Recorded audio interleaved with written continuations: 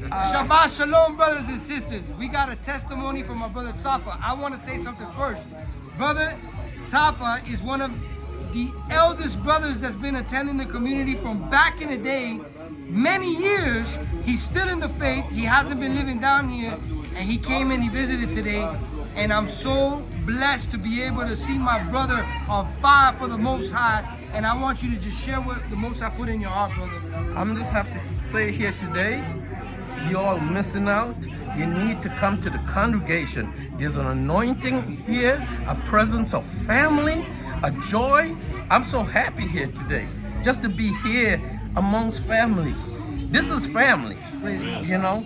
That's all I gotta say. To all the tribes of Israel, no matter where you at, we here, and all the sojourners in Messiah, come and fellowship with us. Come we are down. one. Come here. Be We here. love y'all. Hey, Israel, Adonai is one, and Messiah is Yeshua. Amen. Amen.